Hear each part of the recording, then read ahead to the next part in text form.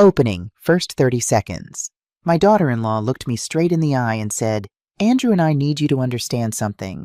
Our immediate family comes first. I'm sorry, but you can't always be our priority. I'm glad to have you here. Follow my story until the end and comment the city you're watching from." I kept waiting for my daughter Rachel to say something, to defend me, to remember everything I had done for them. But she didn't. She just looked down and whispered, "Mom, Andrew is right." I felt something shatter inside my chest. Not dramatic, quiet, like a dried branch breaking silently under snow. I smiled. I told them, "I understand."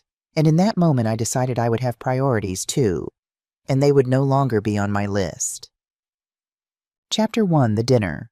That night happened 3 days ago. Let me tell you how I got there. The call came on a Tuesday afternoon. Andrew, not Rachel. That should have been my first warning. "Margaret," he said, his voice smooth, practiced. "Rachel and I would love to have you for dinner Thursday. It's been too long. We should talk, as a family." I stood in my small apartment kitchen, phone pressed to my ear, staring at the water stain on the ceiling that looked like a map of somewhere I'd never been. "What time?" I asked. 7. And Margaret come hungry. Rachel's making her famous pot roast. Rachel's famous pot roast was actually my recipe. I taught her how to make it when she was 12, but I didn't say that. "I'll be there." I hung up and looked around my apartment. 2 rooms in an old downtown building. Cream-colored walls stained yellow with age. Linoleum floor that creaked when I walked. From my window I could see the parking lot and a 24-hour laundromat, its neon sign flickering even in daylight. This wasn't supposed to be my life. 5 years ago I lived in a 3-bedroom house with a rose garden. Peace roses in soft cream. Mr. Lincoln in deep red. Double delight with petals that faded from crimson to gold. I could spend hours in that garden dirt under my fingernails, sun warm on my back, while my husband James sat on the porch reading his paper. That house is gone now. Sold. The money, $180,000, went to Rachel and Andrew for their down payment. "Mom, we need help," Rachel had said 2 months after James died. "The kids are growing. They need their own space. And you'll live with us eventually. Why do you need such a big house all by yourself?" I believed her. I trusted my daughter. So I sold my home, my garden, my memories. I kept $30,000 for this apartment and living expenses. They got the rest. They bought a 2-story house in Pine Ridge Estates. Gated community. 4 bedrooms, 2.5 bathrooms, 3-car garage, pool in the backyard. I've been there exactly 3 times in 5 years. Never invited to stay overnight. Never offered a key. But I went over every Sunday for years.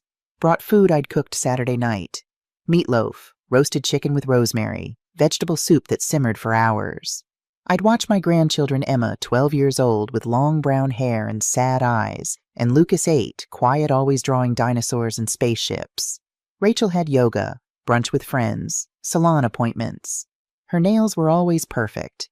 Her hair always highlighted. Her clothes, expensive designer labels I recognized from magazines I couldn't afford. Andrew played golf every Sunday morning. He'd come home late, smelling of beer and cigarettes.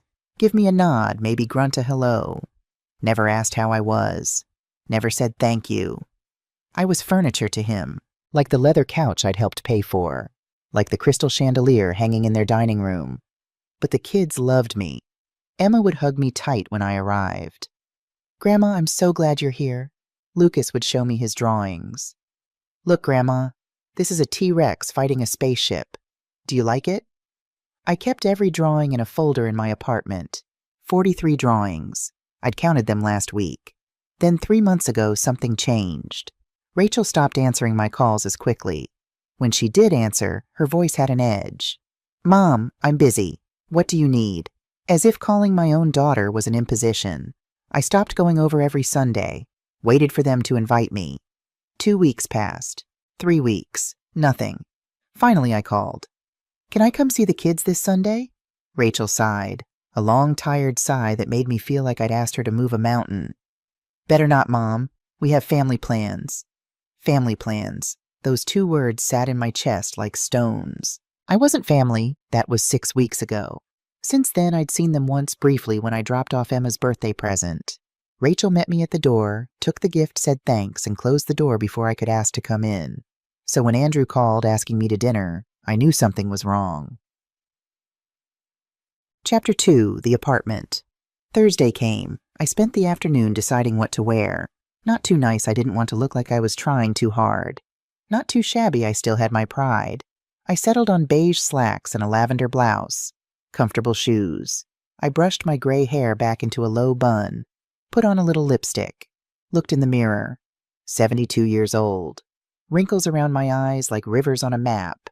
Age spots on my hands. But my eyes were still clear. Still strong. I drove to their house in my old silver sedan. The car had dents on the rear door from a parking lot incident 2 years ago. I couldn't afford to fix them. The car ran fine, though. That's what mattered. Pine Ridge Estates. The guard at the gate recognized me, waved me through. The houses here were beautiful. Manicured lawns, 2-car garages, some 3-car. Trees planted in perfect rows. Everything neat. Everything controlled. Rachel and Andrew's house was at the end of Maple Court.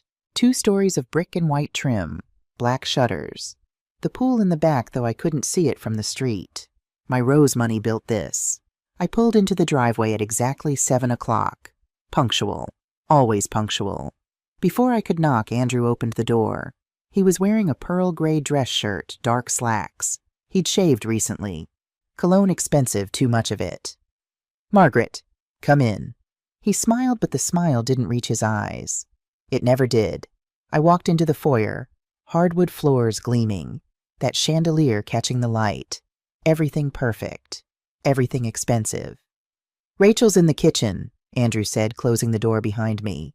The sound of the door closing felt too loud, too final. Rachel came out wiping her hands on a dish towel. She was wearing a fitted olive green dress, hair pulled back in a high bun. Makeup perfect. She looked beautiful. She'd always been beautiful. "Hi, Mom." She kissed my cheek. The kiss was cold, mechanical. "Where are Emma and Lucas?" I asked, looking around. "Upstairs. They'll eat later. We wanted this to be just us. Adult conversation." Adult conversation. Another warning sign. Rachel led me to the dining room. The table was set for 3. White plates, crystal glasses, cloth napkins folded into neat triangles. A turkey sat in the center, roasted golden brown. Mashed potatoes, green beans, rolls. "This looks wonderful," I said. Rachel smiled. "Thanks. Have a seat." I sat. They sat across from me. Together, a united front. We served ourselves in silence.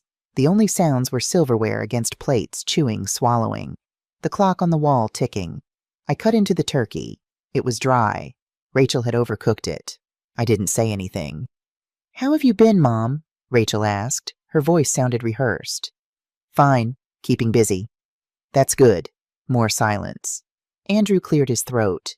He exchanged a glance with Rachel. She nodded. Here it comes, I thought.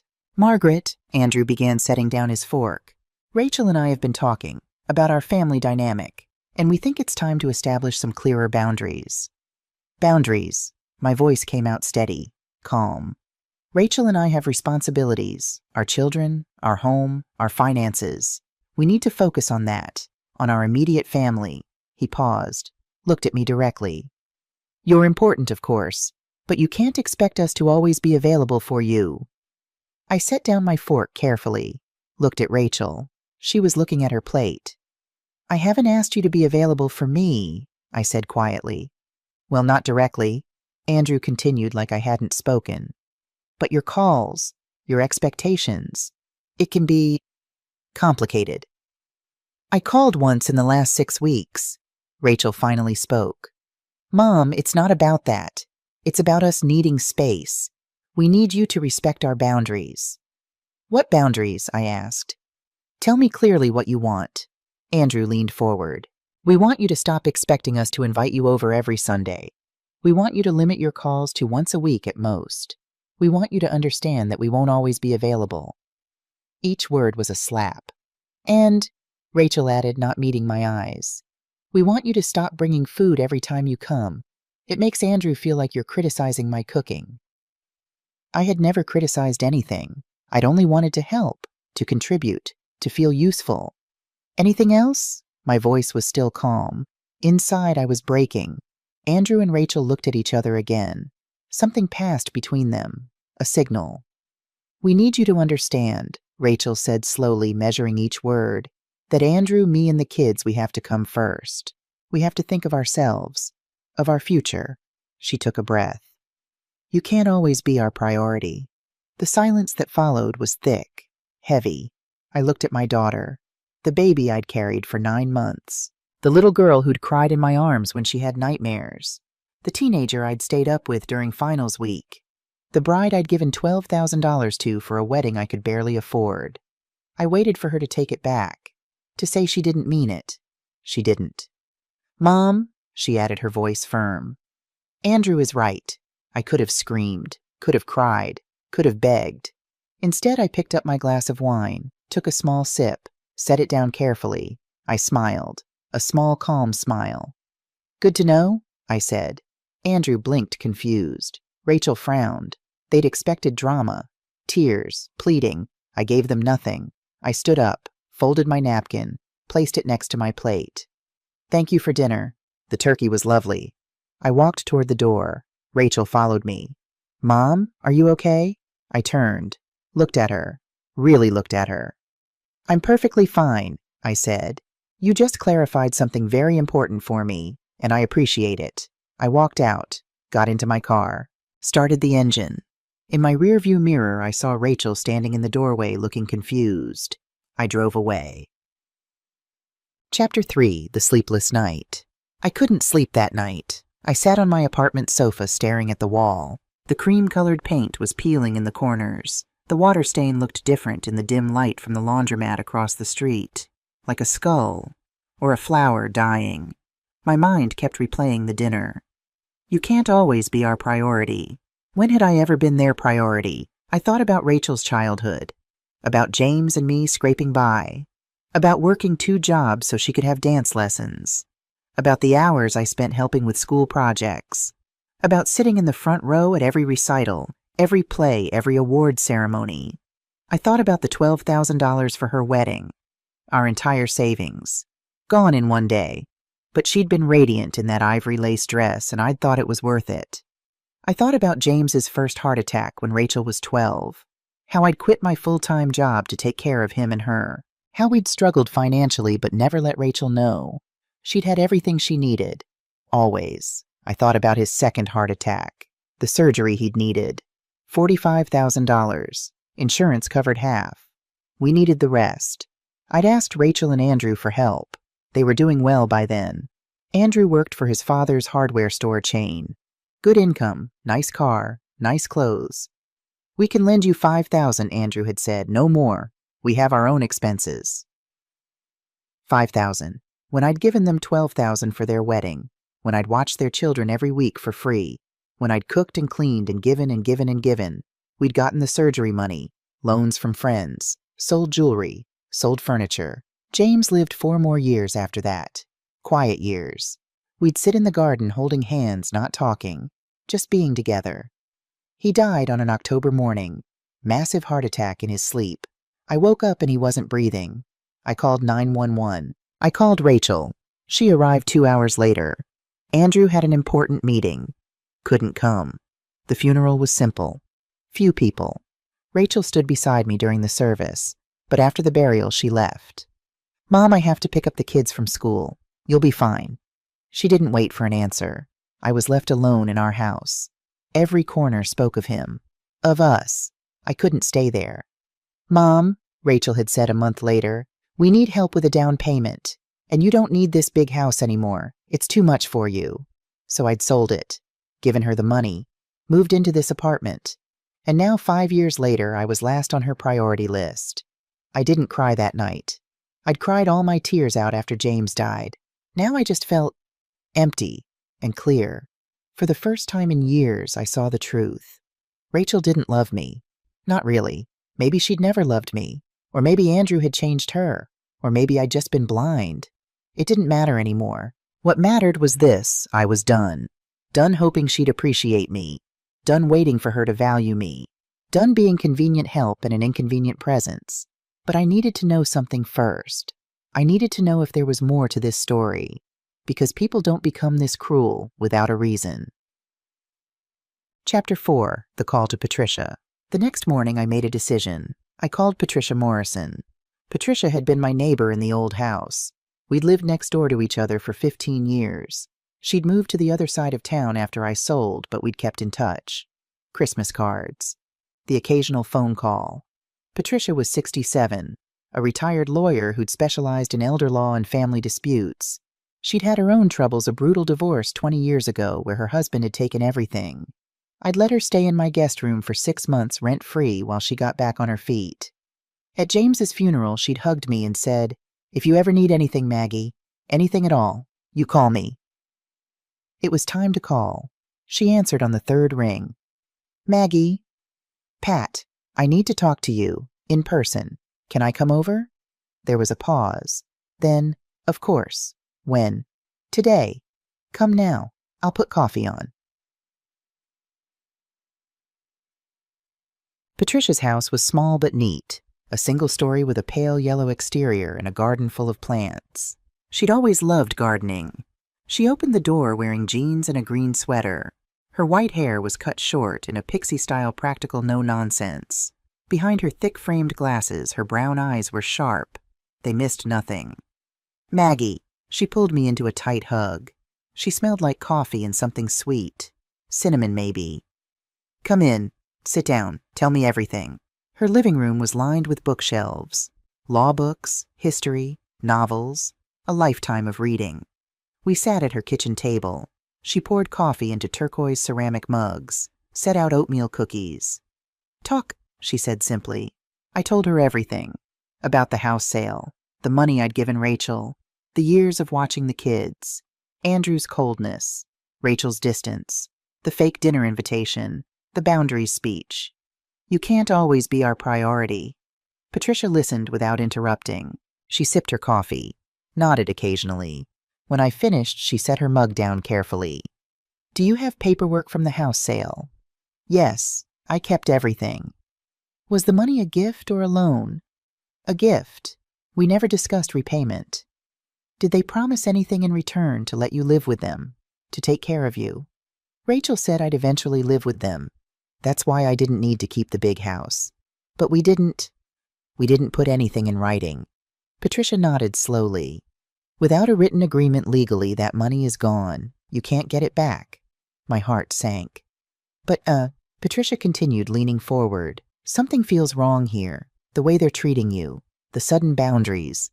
People don't cut off their parents like this without a reason." "What are you saying?" "I'm saying there might be more going on. Maggie, have you checked your bank accounts recently? Your documents?" "I check my balance every month. It's fine. But do you check the transactions, every single one?" I thought about it. "No, I make sure there's enough money for rent and expenses." Patricia's expression grew serious. "People who feel guilty often become cruel. They're treating you like a burden because they might be hiding something." "Hiding what?" "I don't know yet, but I think we should find out."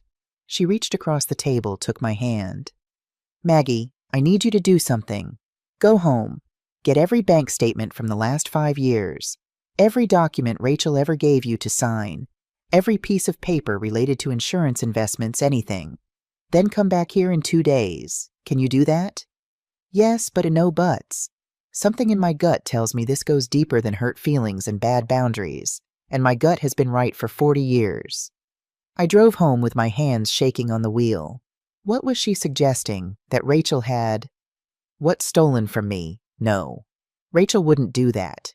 She was my daughter. But then again, I thought she loved me. I'd been wrong about that. Chapter 5. The Investigation. I spent the next 2 days going through paperwork. My apartment has a small storage closet. That's where I kept the old boxes, documents, tax returns, bank statements, insurance policies, all the paper that accumulates over a lifetime. I pulled everything out, made piles on my living room floor. Day 1 bank statements. I started with the bank statements from the last 5 years, since I'd sold the house. The first year looked normal. Rent payments, utilities, groceries, small withdrawals for cash. Everything I remembered. The second year I noticed something. May 2020. A withdrawal for $500. I stared at it. I didn't remember withdrawing $500 in May, but maybe I had. Maybe I'd needed it for something. I kept looking. August 2020, $700. I didn't remember that either. November 2020, $1,200. My hands started shaking. I got a notepad. Started writing down every withdrawal I didn't recognize. By the time I finished year 2, I had 11 withdrawals totaling $4,200. Year 3 was worse. 16 withdrawals, $8,100. Year 4 was the worst. 18 withdrawals, $10,700. I sat on my floor surrounded by papers, calculator in hand, staring at the total. $23,000 had been withdrawn from my account over 3 years. Withdrawals I didn't make. Withdrawals I didn't authorize. But how I was the only one with access to my account. Unless, day 2, the documents. I found the folder labeled Insurance 2022. Inside were papers Rachel had brought me 2 years ago. She'd come over one afternoon, papers in hand, smiling. Mom, the insurance company updated their forms. You need to sign these to keep your coverage current. It's just paperwork. I'd signed without reading. I trusted her. Now I read. The first page was fine. Health insurance information. Updates to my policy. The second page made my blood run cold. Durable power of attorney for financial and healthcare decisions. I'd given Rachel complete control over my bank accounts, over my medical decisions, over everything. And I'd done it without knowing. My phone rang. Patricia. Maggie, it's been 2 days. Do you have the documents? Yes. My voice sounded strange, distant. Bring them over, now. I drove to Patricia's house in a daze. The documents sat in a folder on the passenger seat like a bomb. Patricia took one look at my face and pulled me inside. What did you find? I handed her the folder. She sat at her kitchen table, read through everything, made notes, calculated numbers on a legal pad. 20 minutes later, she looked up. Maggie, sit down. I sat. The power of attorney you signed was obtained through deception. That's fraud. And these bank withdrawals, she tapped the statements. These are theft, elder financial abuse. Your daughter stole $23,000 from you. The room spun. But I have more bad news, Patricia continued. Her voice was gentle but firm. I have a contact at the insurance company. I asked them to send me your claims history. She pulled out more papers, highlighted sections. These are claims filed in your name. But Maggie, you didn't receive these services. She showed me. Botox injections, $2,400. Dermal fillers, $1,800. Dental veneers, $2,100. Laser skin treatments, $1,600. Physical therapy sessions, $1,800. That's almost $10,000 in insurance fraud. Federal crime. I couldn't speak. And there's one more thing. Patricia pulled out a printed email. A contact in social services gave me this. 6 months ago, Rachel made inquiries about nursing homes, public low-cost ones, and about the process for declaring someone mentally incompetent. The words blurred. My ears rang. She was planning to institutionalize you, Maggie, to declare you incompetent, get full control of everything you have, your savings, your apartment, everything. I stood up, walked to Patricia's kitchen sink, gripped the counter. Behind me, I heard Patricia's chair scrape. She came and stood beside me. I'm sorry, she said softly. I know this hurts, but you need to know the truth. I turned to face her. What do I do? Patricia's expression changed. The compassionate friend became the lawyer, sharp, focused. We fight back. We revoke that power of attorney immediately. We get your money back. We file charges. We make sure she can never do this to you or anyone else again. She's my daughter. I know. Emma and Lucas will suffer. They have their father. They have resources. You can't protect Rachel from the consequences of her own choices. I looked out Patricia's window, at her garden, the flowers she'd planted, growing despite everything. Do it, I said, do everything. End of part 1. To be continued. What would you do if you were in my place? Have you ever been through something similar? Let me know in the comments below. And stay tuned. This story is far from over. In the next part, I'll tell you about the confrontation that changed everything and the choice I had to make that would affect my family forever. Chapter 6, Taking Back Control. The morning after my meeting with Patricia, I woke up at 5:30. I hadn't slept much. Every time I closed my eyes, I saw those bank statements, those withdrawals, that power of attorney I'd signed without reading. $23,000. My daughter had stolen $23,000 from me.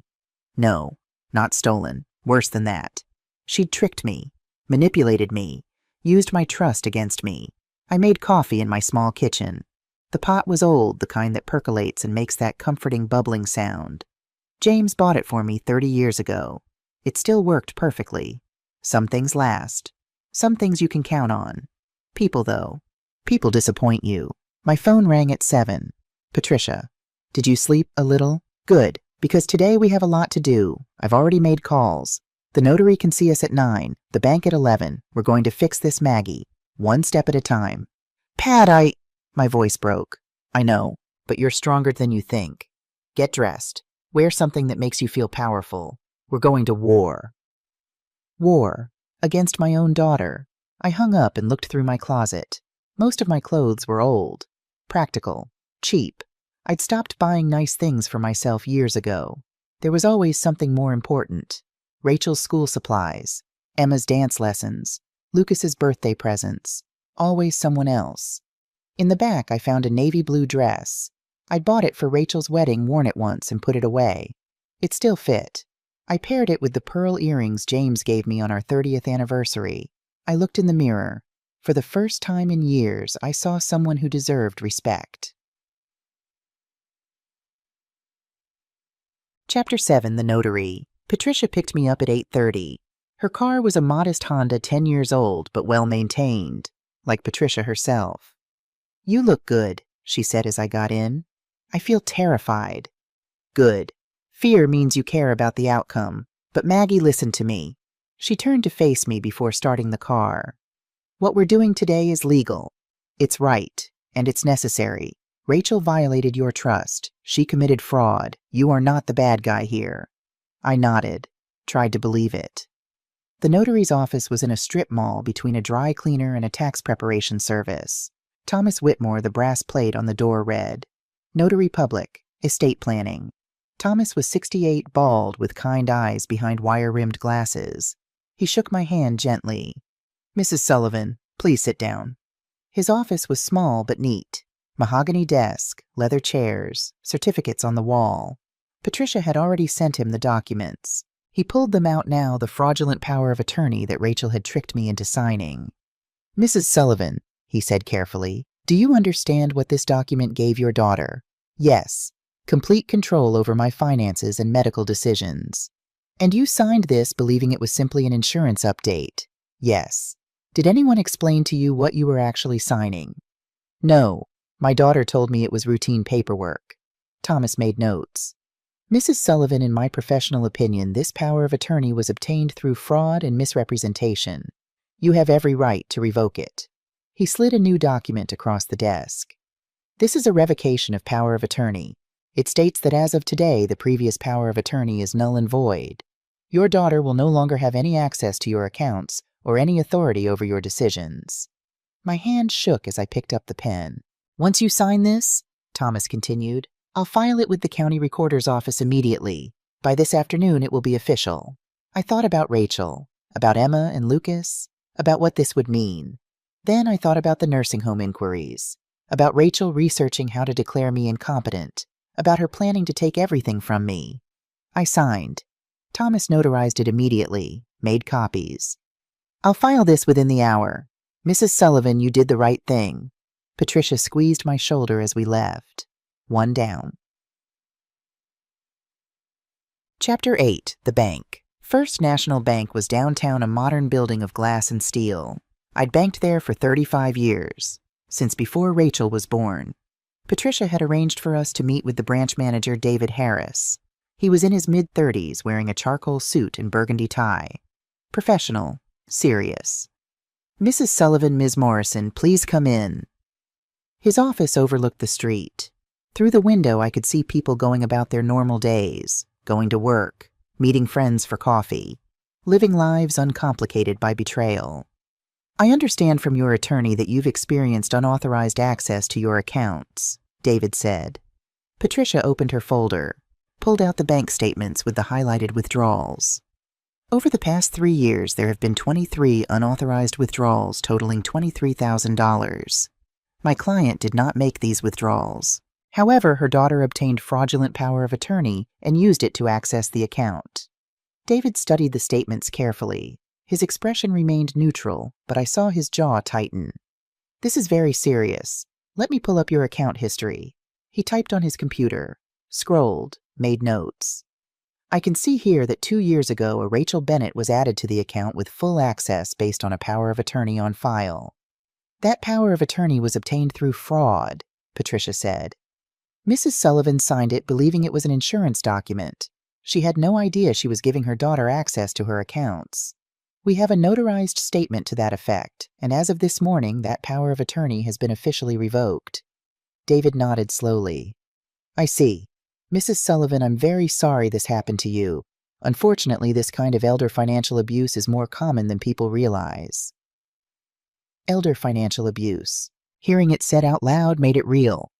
What I'd like to do, David continued, is open a new account for you, completely separate, with enhanced security features, 2-factor authentication. No one will be able to access it or make any transactions without your direct approval, not even with a power of attorney. Can we transfer all the remaining funds? Patricia asked. Absolutely. Mrs. Sullivan, how much is currently in the compromised account? I knew without looking. $31,400. All that was left of the $30,000 I'd kept when I sold my house, plus the small Social Security payments I'd been saving. We'll transfer every penny, and I'll close the old account today.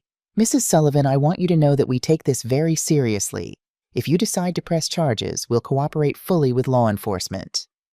Press charges. Against my daughter. Patricia saw me hesitate.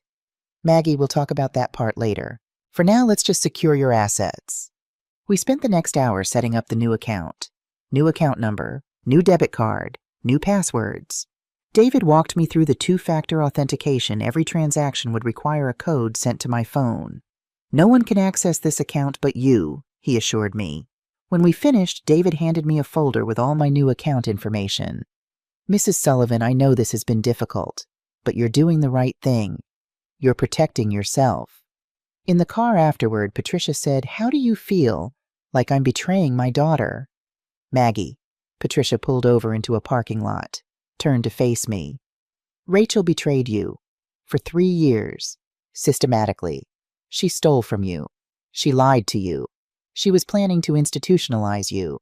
You are not betraying her by protecting yourself. But she's my daughter. I know, and that makes this so much harder. But Maggie, answer me honestly. If a stranger had done this to you, what would you do? I'd report them. Then why should Rachel get a pass just because she's your daughter? Doesn't that actually make it worse? That someone who should love you, should protect you, is the one who hurt you? I couldn't answer. Patricia was right. I knew she was right. But knowing and feeling are 2 different things. Chapter 9. The Life Insurance. That afternoon back at Patricia's house, we made another call. To Union Life Insurance Company. My policy, the one James had left me, was worth $50,000. I was the primary beneficiary. Rachel was listed as secondary, meaning she'd get it when I died. Patricia had discovered that Rachel had tried to change the beneficiary designation 6 months ago. Tried to make herself the primary beneficiary instead of me. It had been denied because it required my signature, and Rachel couldn't forge that. But she'd tried. My own daughter had tried to steal my life insurance. Union Life Insurance, this is Margaret Sullivan, policy number 447-982-3341. I need to make a beneficiary change. The representative was a woman named Carol, middle-aged, deficient. Of course, Mrs. Sullivan. Who would you like to change the beneficiary to? I looked at Patricia. We'd discussed this. I want to remove Rachel Bennett as beneficiary entirely. I'd like to name the Silver Springs Foundation as the new beneficiary. Silver Springs Foundation was a non-profit that helped elderly victims of financial abuse. Patricia had told me about it. They provided legal assistance counseling, emergency housing. If my policy can help even one person, I'd told Patricia, then something good comes from this. Mrs. Sullivan, I'll process that change today. You should receive confirmation by mail within a week. After I hung up, Patricia poured us both tea.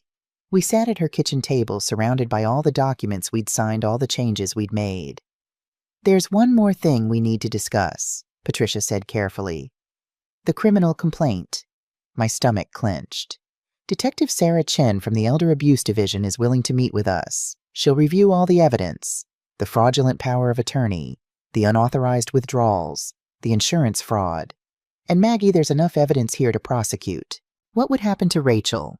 That depends on several factors. The prosecutor's office, the judge, Rachel's cooperation. But Maggie, insurance fraud is a federal offense. The government will pursue that regardless of what you do. Once they know about it, it's out of your hands. She could go to jail." Yes, I thought about Rachel as a little girl. Pigtails and scraped knees. The way she'd run to me when she fell off her bike crying, and I'd kiss it better and tell her she was brave. I thought about Rachel as a teenager. Smart, ambitious, always pushing herself. The pride I'd felt watching her graduate high school, then college. I thought about Rachel as a bride. Beautiful in that ivory lace dress. How she'd hugged me before walking down the aisle and whispered, "Thank you for everything, Mom." Had she meant it? Or had it all been an act? "What about Emma and Lucas?" I asked quietly. Patricia's expression softened. "They'll have their father. They'll have their school, their friends. Maggie, I know you're worried about them, but you can't set yourself on fire to keep other people warm, not even your grandchildren." "I need to think about it." "Take tonight. But Maggie, Detective Chen wants to meet tomorrow morning. Whatever you decide, we need to tell her something." I drove home as the sun was setting. The sky was streaked with orange and pink. Beautiful. The world kept being beautiful even when your heart was breaking. In my apartment, I heated up a can of soup. Chicken noodle. I couldn't taste it. I sat on my sofa, looked at the folder of documents on my coffee table. Evidence of my daughter's betrayal. My phone rang. I looked at the screen. Rachel. My heart jumped. Did she know already? Had the bank notified her? I stared at the phone. Let it ring once, twice, 3 times. On the 4th ring, I answered. "Hello?" "Mom!" Rachel's voice was a shriek. Pure fury. "What did you do?" Chapter 10, The Confrontation. I held the phone away from my ear. Rachel was screaming so loudly I could hear her without it. I went to the bank to make a withdrawal, and they told me I don't have access anymore, that the account is closed. What is going on? I took a breath, forced my voice to stay calm. "I closed that account, Rachel." "You what?" Without telling me, without discussing it with me. "I don't need to discuss my bank account with you. It's my account, my money." "But I have power of attorney. I have the right to—" "You had it," I interrupted. Past tense. I revoked it yesterday. Silence. For 3 long seconds there was complete silence. Then quietly, dangerously, "You what?" "I revoked the power of attorney you tricked me into signing. The one you told me was for insurance paperwork. The one you used to steal $23,000 from me." "Steal?" Her voice went up an octave. "I didn't steal anything. That money was for family expenses, for things we needed. Things you never told me about. Money you took without asking, without my permission." "I'm your daughter. I don't need your permission." "Yes, Rachel, you do, and you don't have it anymore." I heard her breathing hard on the other end. Fast, ragged breaths. "I don't know who has been putting these ideas in your head," she said, her voice shaking with rage. "But you're making a huge mistake. I was trying to help you, to protect you."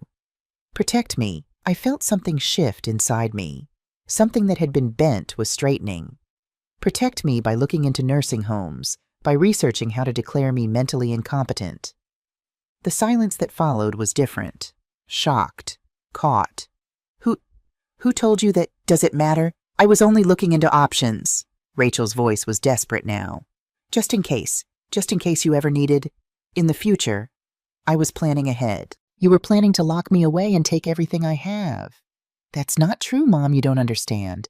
Andrew and I, we've been under so much pressure.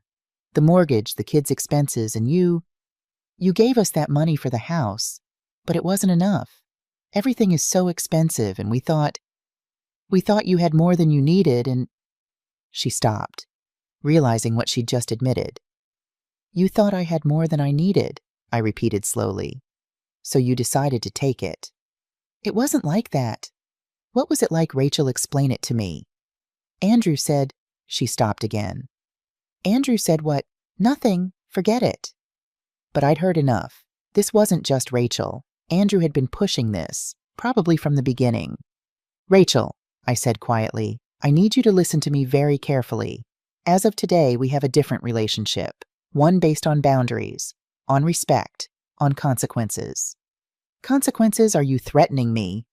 I'm informing you. I've filed a formal complaint with the police for elder financial abuse. The investigation will begin in the next few days. I heard something fall, a crash, then a choked sound like she couldn't breathe. You filed a... Mom, you can't do this. I'm your daughter. Think about Emma and Lucas. Think about what this will do to them. There it was. The weapon I'd been waiting for her to use. You should have thought about your children before you stole from me, before you planned to institutionalize me, before you treated me like I was a burden you wanted to get rid of. Mom, please. She was crying now. Please, I'm begging you. Withdraw the complaint. We can fix this. We can work this out. As a family, please. We're not family anymore, Rachel. What? You said it yourself, remember, at dinner. Your family comes first. I'm last. Well, I believed you, and now I'm acting accordingly. That was a misunderstanding. I didn't mean it like that. Yes, you did. And you know what? I'm grateful you were honest, because now I know exactly where I stand. Mom, if you go forward with this, her voice turned cold hard, you will never see your grandchildren again. Do you understand me? Never. I will make sure of it. The threat I'd known was coming. The children used as weapons. If you use your children as leverage against me, I said quietly, you only prove I'm right, that you're not the daughter I thought I raised, that you don't deserve what I gave you. You will regret this. The only thing I regret is not seeing the truth sooner. I hung up, set the phone down on my coffee table. My hands were shaking. My whole body was shaking. But I'd done it. I'd stood up to her. Chapter 11. The Siege. The phone rang again immediately. Rachel. I didn't answer. It rang 17 more times over the next hour. I turned off the ringer, watched it light up, vibrate over and over. She left voicemails. I listened to them once just to know what she was saying. The first few were angry, screaming, accusations. Someone is manipulating you. Someone has brainwashed you. This isn't you doing this. Then they shifted to pleading. Mom, please, I love you. We can fix this. Just call me back. Please. Then threats again. If you don't withdraw that complaint, you will regret it. I swear. You think you're protecting yourself. You're destroying this family. I deleted every message. That night I barely slept. I kept thinking about Emma and Lucas, about whether I'd ever see them again, about Rachel telling them lies about me. Your grandmother is sick. She's confused. She's not herself. Would they believe her? At 2 a.m, I got up, made tea, sat by my window watching the laundromat's neon sign flicker. Was I doing the right thing? Yes, I had to believe that. Rachel had stolen from me, had planned to institutionalize me. I couldn't let that go. I couldn't enable it. But God, it hurt. Chapter 12. Andrew's Call. The next morning my phone rang again. Different number. Andrew. I almost didn't answer, but something made me pick up. Margaret. His voice was controlled. Too controlled. We need to talk. I know who you are, Andrew. What you're doing is unnecessary. It's destructive. You're hurting the entire family. The family was already hurting. I'm just bringing it to light. Rachel has always tried to take care of you, to look after you, and this is how you repay her, with accusations, with police investigations. The accusations are true. I have proof. Proof of what? That your daughter used money you gave her, that she tried to help you plan for the future. That's not abuse, Margaret. That's love. His condescension made my blood boil. Love would have asked before taking my money. Love would have been honest. Love wouldn't have researched ways to declare me incompetent. Andrew sighed. A long, dramatic sigh. Margaret, you're being unreasonable. Rachel made some poor choices, yes, but she was under stress. We both were. The financial pressure, the kids, everything. She wasn't thinking clearly.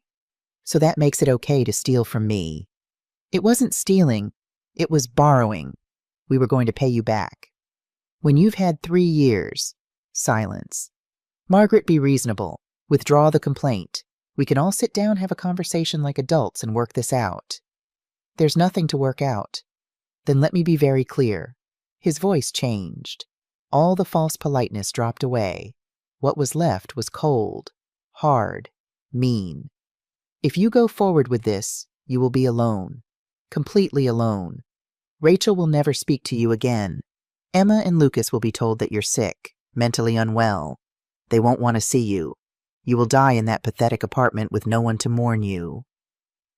Each word was designed to wound. If that's my reality for defending my dignity, I said steadily, I accept it. You're a bitter, selfish old woman. And you're a thief hiding behind your wife. I hung up. This time my hands weren't shaking. Chapter 13, Detective Chen. That afternoon, Patricia and I met Detective Sarah Chen at the police station downtown. The building was gray concrete and glass. Institutional. Cold. We went through security, were given visitor badges, and escorted to a small conference room on the 3rd floor. Detective Chen was in her mid-40s Asian American with sharp eyes and an efficient manner. She wore dark slacks and a blazer. Her hair was pulled back in a neat ponytail. Mrs. Sullivan, Ms. Morrison, thank you for coming in. She shook our hands firmly. Please sit. The conference room had a table, 4 chairs, and nothing else. No windows. Fluorescent lights hummed overhead. Detective Chen opened a folder. Inside, I could see copies of all the documents Patricia had sent her. Mrs. Sullivan, I've reviewed the evidence your attorney provided. I have to say this is one of the more clear-cut cases of elder financial abuse I've seen. She spread the documents across the table. Fraudulent power of attorney obtained through deception. 23 unauthorized withdrawals totaling $23,000. Insurance fraud claims filed in your name for services you never received. And inquiries about involuntary commitment to nursing homes. Hearing it all laid out like that, clinical and factual, made it real in a new way. The evidence is substantial, Detective Chen continued. Documented, date-stamped. We can proceed with charges. What would happen? I asked. To my daughter. Detective Chen's expression softened slightly. I understand this is difficult. Family cases always are. But Mrs. Sullivan, what your daughter did is serious. It's criminal. Would she go to jail? That depends on several factors. The prosecutor will review the case. They'll consider the amount stolen, the fraud involved your daughter's cooperation. If she pleads guilty and shows remorse, she might receive probation and restitution. If she fights, it goes to trial and loses. Detective Chen paused. She could face up to 5 years. 5 years. My daughter could go to prison for 5 years. And the insurance fraud is federal, Patricia added quietly. The government will pursue that regardless. Once they know about it, it's out of your hands. Detective Chen nodded. That's correct. Healthcare fraud is investigated by federal agents. They don't need your permission to proceed. They just need the evidence, which we'll provide. What about my grandchildren? My voice came out small. They'll be fine, Mrs. Sullivan. They have their father. They're not in danger. I know you're worried about them, but you can't let that stop you from seeking justice for yourself. Justice. Such a clean word. Such a complicated reality. What do you need from me? I asked. Your formal statement, on the record. Then we'll call your daughter and son-in-law in for questioning. We'll interrogate them separately, look for inconsistencies. We'll subpoena their financial records, see if there's more we haven't found yet. More. God, could there be more? Mrs. Sullivan, before we proceed, I need to ask you directly. Are you sure you want to do this? Once we start the investigation, we can't unstart it. This will affect your family permanently. I thought about Rachel's voice on the phone, the anger, the threats. I thought about Emma and Lucas, about never seeing them grow up. I thought about the $23,000 stolen from me, the nursing home inquiries, the life insurance change attempt. I thought about what Patricia had said, you can't set yourself on fire to keep other people warm. Yes, I said, I'm sure. Detective Chen pulled out a digital recorder. Then let's begin. Chapter 14, The Interrogations. 3 days later, Rachel and Andrew were called in for questioning. Patricia kept me informed through her contact in the department. Andrew went first. He brought a lawyer with him. Marcus Webb expensive suits and slicked back hair. The kind of lawyer who advertises on billboards. The interrogation lasted 2 hours. Andrew denied everything. Stuck to his script. Margaret verbally authorized those withdrawals. She has power of attorney on file. Everything was legal. Margaret is elderly. She forgets things. If she says she didn't authorize the withdrawals, she's simply mistaken. The insurance fraud, that's a billing error. Medical providers make mistakes all the time. My wife didn't commit fraud. The nursing home inquiries we were planning ahead. Being responsible, in case Margaret ever needed care. He was smooth, practiced. He'd clearly prepared for this. Marcus Webb kept interrupting, protecting his client. My client has answered that question. Move on, detective. They got nothing from Andrew. No admission, no crack in his story. Rachel was different. She came alone. No lawyer. Big mistake. Detective Chen told Patricia later that Rachel was crying before they even started. I love my mother. I would never hurt her. Then explained the withdrawals. I was helping her manage her money. She asked me to. Your mother says she never asked you to withdraw money. She might not remember. She's getting older. Sometimes she gets confused. Mrs. Sullivan is quite clear-minded. She remembers everything in detail. Pause. More crying. Okay, I took some money, but it was for emergencies, for things we needed as a family. I was going to pay her back. $23,000 in emergencies. Things are expensive. The mortgage, the kids' activities, medical bills. Medical bills like the Botox injections filed under your mother's insurance. Rachel froze. We have insurance claims in your mother's name for cosmetic procedures. Procedures you received. That's healthcare fraud, Mrs. Bennett. I didn't think... Andrew said it would be fine, that my mother wouldn't notice, that her insurance covered more than she needed and... She stopped, realizing she'd just implicated both of them. Your husband suggested using your mother's insurance for your cosmetic procedures. I shouldn't have said that. But you did. Why did Andrew want you to use your mother's insurance instead of your own? Long pause. Because ours doesn't cover cosmetic procedures, and Andrew said I needed to look good for his business events, that it was an investment in his career, that my mother had plenty of coverage and wouldn't miss it. The full picture emerged. Andrew had orchestrated everything, the power of attorney, the withdrawals, the insurance fraud. Rachel had been complicit, yes, but Andrew had been the mastermind. Mrs. Bennett, we also found emails showing you researched nursing homes and declaring elderly parents incompetent. Explain that. Rachel put her head in her hands. That was Andrew's idea. He said if we could get full control of her assets, we'd be more comfortable. He said she wouldn't need much money in a nursing home. He said it was practical. Smart planning. And you went along with this. I know it was wrong. Rachel's voice broke. I know. But Andrew kept saying she'd given us the house money, but it wasn't enough. That she owed us more. That she was being selfish keeping all that money when we were struggling. He kept saying it over and over, and I started believing him. Detective Chen let the silence stretch. Mrs. Bennett, you understand that what you've just described is conspiracy to commit elder abuse, that you plan to institutionalize your mother against her will to steal her assets. I never thought of it that way. Andrew said we were just being prepared, planning for the future. Did your mother ask to be institutionalized? No. Did she show signs of dementia or incompetence? No, but then it wasn't planning. It was scheming. Rachel cried for 20 minutes straight after that. By the end, she'd confessed to almost everything. The fraud, the theft, the conspiracy. She blamed Andrew for most of it, but she admitted her own participation. Detective Chen arrested her that day. Healthcare fraud. Federal charge. Can't be bailed out until arraignment. Andrew was arrested an hour later as an accessory. Both spent the night in jail before posting bail the next morning. Chapter 15, The News Breaks. Small towns are like that. Rumors spread faster than truth. By the next day, everyone knew. My phone rang off the hook. Old neighbors, former co-workers, people I hadn't talked to in years. Maggie, is it true? Did Rachel really steal from you? I always knew that girl was trouble. Too spoiled. But Maggie, she's your daughter. Can't you forgive her? Family is family. That last one made me angry.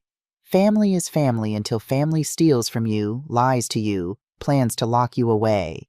I stopped answering the phone. Patricia called. "Turn on Channel 7, now." I turned on my small TV, found the local news. There it was. Local woman accused of defrauding elderly mother. A photo of Rachel, an old photo from when Emma was born. She looked young, happy, innocent. Rachel Bennett, age 38, faces charges of elder financial abuse and healthcare insurance fraud. According to court documents, Bennett obtained power of attorney through deception and withdrew over $30,000 from her mother's accounts over 3 years. They showed the house. My rose money. Cameras outside. Reporters on the lawn. A reporter knocked on the door. Andrew came out furious. "No comment. This is a misunderstanding. Get off my property." He slammed the door. The reporter turned to the camera. The victim, Margaret Sullivan, age 72, declined to comment. However, her attorney confirmed that the accusations are supported by substantial evidence. I turned off the TV, sat in silence. The whole town knew now. Rachel couldn't go to the grocery store without people staring. Andrew's coworkers would whisper. Emma and Lucas would hear about it at school.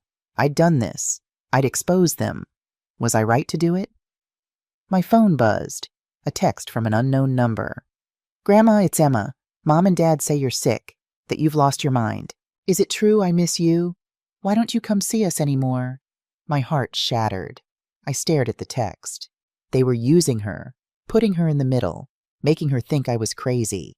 I wanted to call her, to explain. But what could I say? "Your mother stole from me." She was 12 years old. I texted back carefully. "Emma, I'm not sick, I'm fine. I love you very much. But right now your mom and I have grown-up problems to work through. It's not your fault. Never forget that I love you." 3 dots appeared. She was typing. "Mom is crying all the time. She says you hurt her. Why did you hurt her?" How do you explain this to a child? Sometimes grown-ups have to make difficult decisions to protect themselves. That's what I'm doing. I promise you'll understand someday. The dots appeared again, then disappeared. No response. I blocked the number, not because I didn't love Emma, because I couldn't let them manipulate me through her. Chapter 16, The Prosecutor. 2 weeks later, Patricia and I met with Prosecutor Michael Torres. His office was in the courthouse 4th-floor corner office with a view of downtown. He was in his early 50s, Latino, with gray threading through his dark hair. He had kind eyes, but a firm handshake. "Mrs. Sullivan, Ms. Morrison, please sit." We sat in leather chairs across from his mahogany desk. "I've reviewed the case against Rachel Bennett and Andrew Bennett. The evidence is strong, very strong. We have the fraudulent power of attorney, the bank statements showing unauthorized withdrawals, the insurance claims for services rendered to the daughter, not the mother, the emails about nursing homes and declaring incompetence." He leaned back in his chair. "Frankly, this is one of the clearer elder abuse cases I've seen. We could take this to trial and win." "But Patricia sensed the hesitation.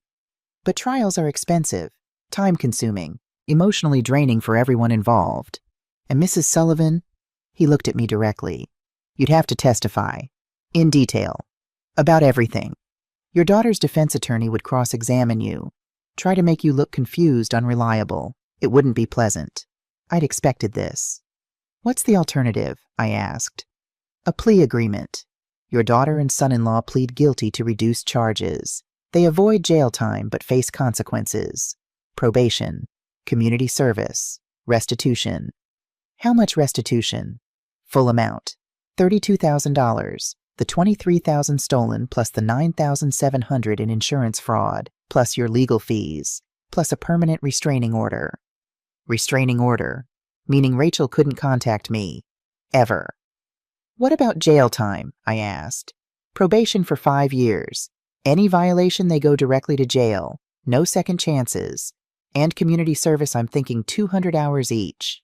At a nursing home. At a nursing home. Nursings." The irony wasn't lost on me. "Why at a nursing home?" I asked, though I thought I knew. "Because Torres said I want them to see what they almost did to you. I want them to interact with elderly people who have been abandoned by their families. I want them to understand viscerally the cruelty of what they planned." It was perfect. Poetic justice. "What do you think, Maggie?" Patricia asked quietly. "I thought about going to trial. About sitting in a courtroom while Rachel's lawyer tried to paint me as a confused old woman. About the months of delays, hearings, motions. I thought about the plea deal. Justice, but faster. Cleaner. Rachel would face consequences. Pay back the money. Be on probation for 5 years. Have a criminal record. And I'd never have to see her again. I have one condition, I said. Torres raised an eyebrow. What's that? The restraining order. It has to be comprehensive. Rachel and Andrew can't contact me. Can't come near me. Can't use other people to contact me. If they violate it even once they go to jail immediately. No warnings. Done. And one more thing. When Emma and Lucas turn 18, if they want to contact me, they can. But until then, Rachel and Andrew can't use them as intermediaries. Torres made notes. I can include that language. Anything else? I looked at Patricia. She nodded encouragement. I accept the plea deal. Chapter 17, The Signing. 1 week later, we all met at the courthouse for the plea agreement signing. I didn't want to see Rachel. Didn't want to be in the same room as her. Torres arranged for us to sign in separate rooms. I was in conference room A with Patricia and Torres. Rachel Andrew and their lawyer Marcus Webb were in conference room B. We signed the same document just at different times. The agreement was 12 pages long. Legal language, stipulations, consequences. The key points. 1. Rachel Bennett and Andrew Bennett plead guilty to misdemeanor elder financial abuse and healthcare fraud reduced from felony charges. 2. They will pay restitution of $32,000 to Margaret Sullivan within 30 days. 3. They will each complete 200 hours of community service at Sunset Gardens Nursing Home. 4. They will be on probation for 5 years. Any violation results in immediate jail time. 5. A permanent restraining order prohibits them from contacting Margaret Sullivan in any way. 6. All rights to Margaret Sullivan's estate assets and future inheritance are permanently waived. 7. Emma Bennett and Lucas Bennett, upon reaching age 18, may contact their grandmother if they choose, but Rachel and Andrew Bennett may not facilitate or interfere with such contact. I signed on page 12. My hand was steady. It was done. Torres stood, shook my hand. Mrs. Sullivan, you did the right thing. I know this wasn't easy. When will they sign? They're signing now. The agreement is effective immediately. Effective immediately.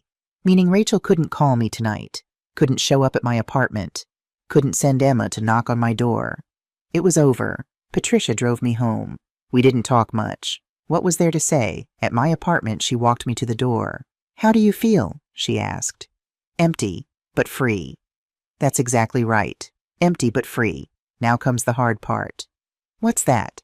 Figuring out what to do with your freedom. She hugged me, got back in her car, drove away. I went inside, locked the door, sat on my sofa, looked around my small apartment. 2 rooms, water-stained walls, creaky floor, but it was mine, my space, my life. No one could take it from me now.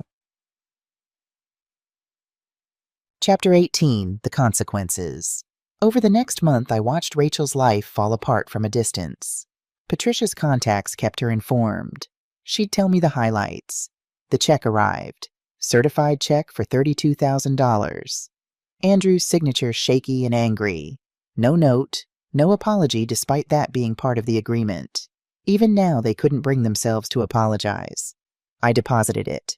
My bank account now had $63,400, more than I'd had in 5 years. But money wasn't the victory. The victory was peace. The house sold within 6 weeks. That beautiful 2-story in Pine Ridge Estates. The one bought with my Rose money. The pool in the backyard. The 3-car garage. Sold. They made a small profit after paying off the mortgage. Maybe $50,000. They moved to a 2-bedroom apartment across town. Smaller than their house. Similar to my apartment, actually. The tables had turned. Andrew lost his job. His father's hardware store chain didn't want the scandal.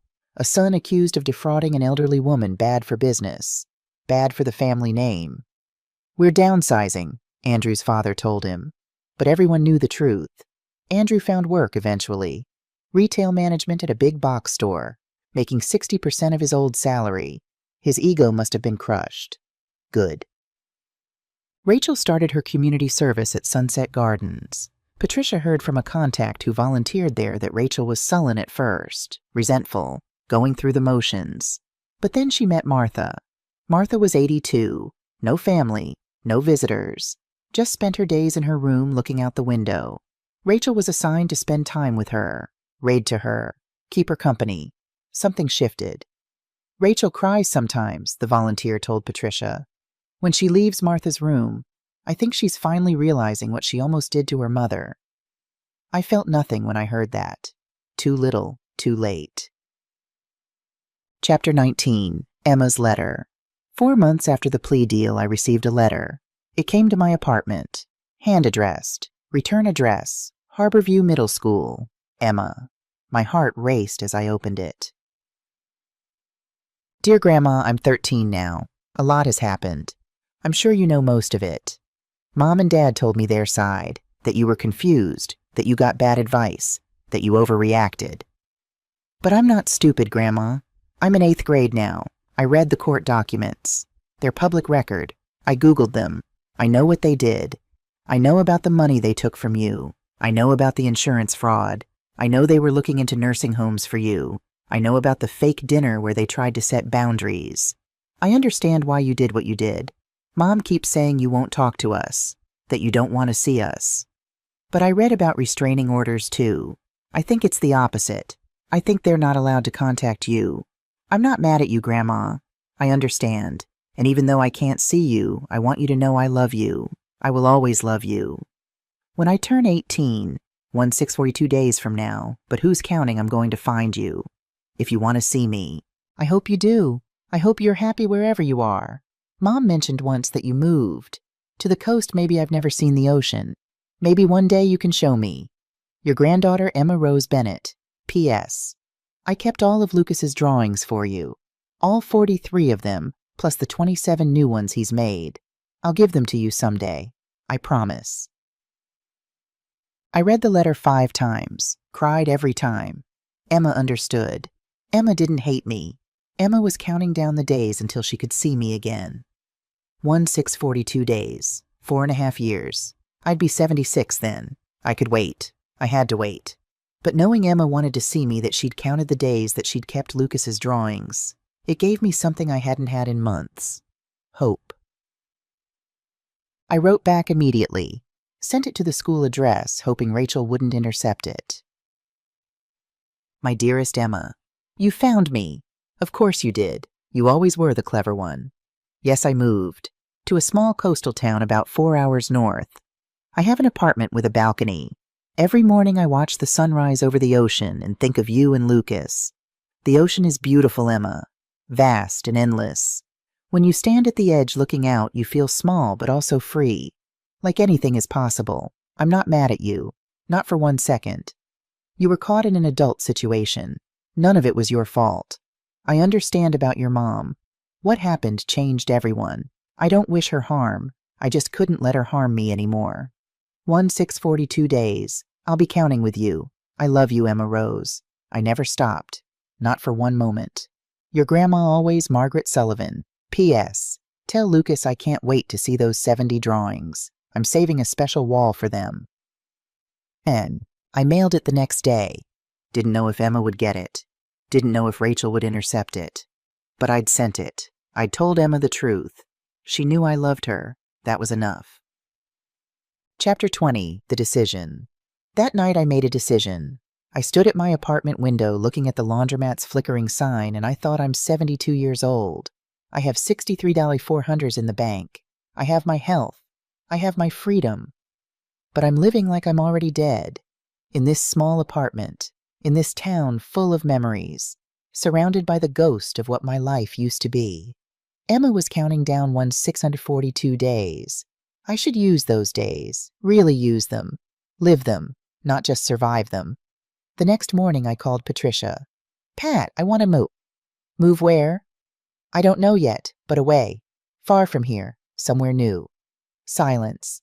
Then, I think that's a wonderful idea. Really, Maggie, you fought your battle. You've won. Now it's time to enjoy the victory. Build a life that's actually yours. I don't know where to start. Where have you always wanted to live? I closed my eyes. Thought about it. James and I used to talk about retiring somewhere by the ocean, sitting on a porch watching waves growing old together in peace. We never did. There was always something more important. Rachel's college tuition, the house repairs, medical bills, always something. The ocean, I said. I want to live by the ocean. Patricia laughed. Then let's find you the ocean. End of part 2. To be continued. In the final part, I'll tell you about the new life I built for myself, about the small coastal town that became my home, about the morning I woke up and realized I was finally truly happy, and about the day Emma turned 18 and came to find me. What would you do in my place? Have you ever had to cut ties with family to protect yourself? Share your story in the comments. And stay tuned for the final part of my journey. It's going to surprise you. Chapter 21, Finding Harbor Cove.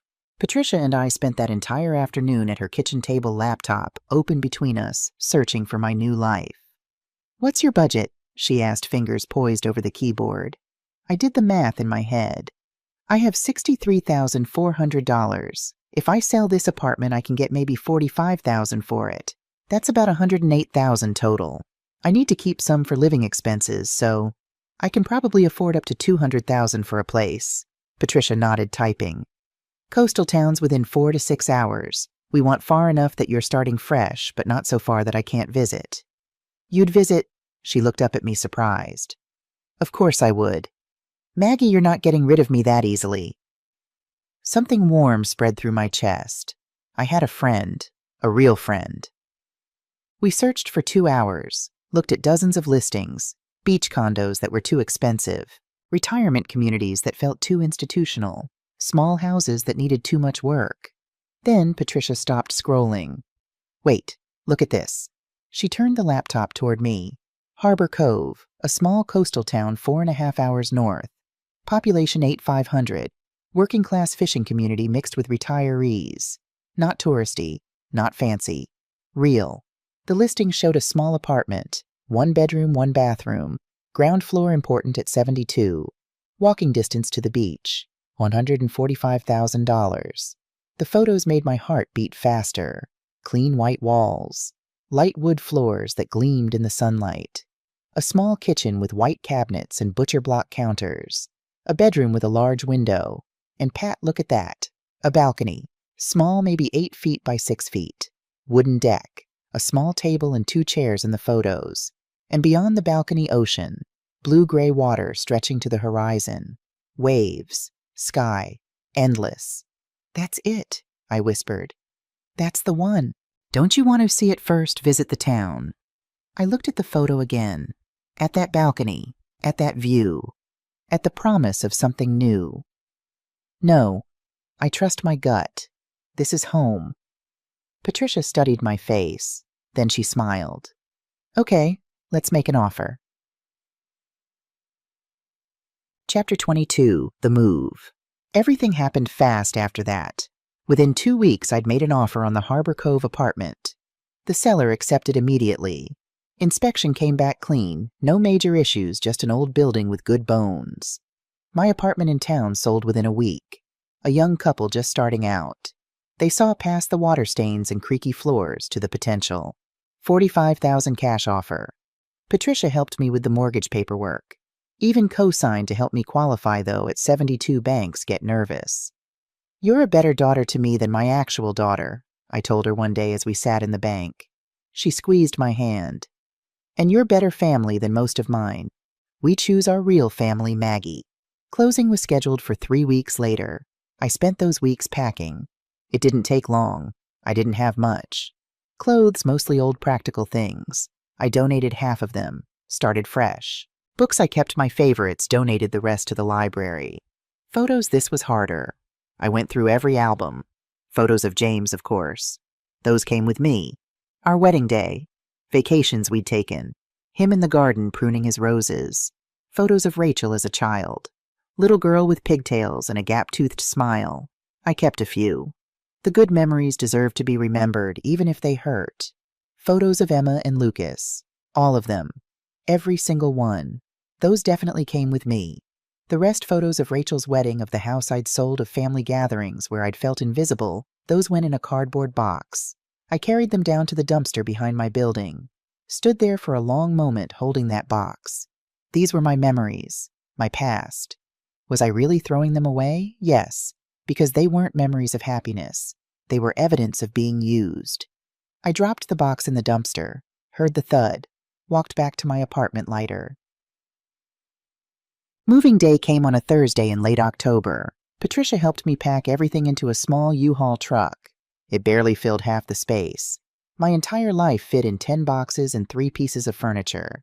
We drove in convoy, me and my old sedan, Patricia following in the U-Haul. She'd insisted on helping me unpack and settle in, then she'd drive the truck back. The drive took 4.5 hours, through changing landscapes. Cities gave way to suburbs, suburbs to small towns to coastal forests. The air changed as we got closer, became thick with moisture, salt, life.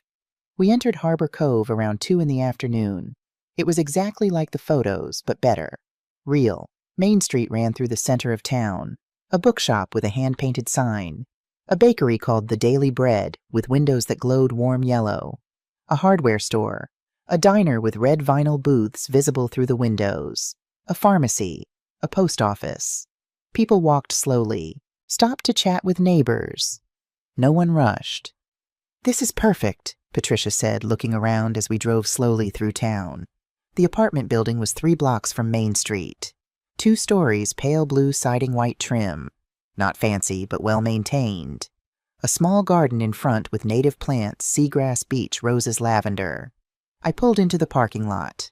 Got out. Breathed. Salt air. The sound of waves in the distance. Seagulls calling. I was home. Chapter 23. The Balcony. The landlord, Mr. Chen, met us at the door. He was in his 60s, Chinese-American with kind eyes and a gentle manner. "Mrs. Sullivan, welcome. I hope you'll be happy here." He handed me the keys. 2 keys on a simple ring. 1 for the building entrance, 1 for my apartment. "It's ground floor number 1A. Through the lobby, first door on the right." We carried boxes through the lobby. Clean, simple space. Mailboxes on one wall. Stairs leading up. A bulletin board with community notices: beach cleanup this Saturday, book club meeting, Tuesday Tai Chi in the park, Wednesday mornings. My apartment door was painted pale green. I unlocked it. Stepped inside. The photos hadn't done it justice. The living room was small but filled with light. 2 large windows facing east. The wood floors were blonde oak, worn but beautiful. The walls were bright white, freshly painted. The kitchen was tiny, barely room for 1 person, but clean and functional. White subway tiles. Old but well-maintained appliances. A window over the sink looking toward the ocean. The bedroom had a large window and enough space for my bed and dresser. Nothing more needed. The bathroom was small but had a new-looking shower with good water pressure, I checked. But the balcony. Oh, the balcony. I slid open the glass door and stepped out. The wood deck was weathered but solid. The table and chairs from the photos were still there. The seller had left them as a gift. And the view. Ocean. Real actual ocean. Maybe 200 yards away. I could see the beach, sandy, dotted with driftwood. Waves rolling in, steady and eternal. The horizon where water met sky in a perfect line. I stood there, hands on the railing, wind in my hair, salt on my lips. I cried. Happy tears, finally. "It's beautiful," Patricia said softly behind me. "It's perfect." 10. We spent the rest of the afternoon unpacking. Patricia was a marvel, organized, efficient, making decisions when I was overwhelmed. Dishes in the upper cabinet, pots in the lower. Towels in the bathroom closet, sheets in the bedroom. Books on that shelf, photos on this one. By evening, my apartment looked like a home. My furniture, the sofa, the bed, the dresser fit perfectly, like they'd always belonged here. We ordered pizza from a place on Main Street, ate it on the balcony as the sun set. The sky turned pink, then orange, then deep purple. The ocean reflected every color. "I should head back," Patricia said reluctantly as darkness fell. 4-hour drive. I want to get home before midnight." "Thank you," I said, "for everything. For believing me, for helping me, for being my friend." She hugged me tight. Call me every week. Visit when you can. And Maggie, be happy. You've earned it. I walked her to the U-Haul, watched her drive away, stood in the parking lot until her taillights disappeared. Then I went back inside. My apartment. My home. Mine. I made tea. Sat on the balcony even though it was cold. Wrapped myself in a blanket. Listened to the waves. For the first time in 5 years, I felt at peace.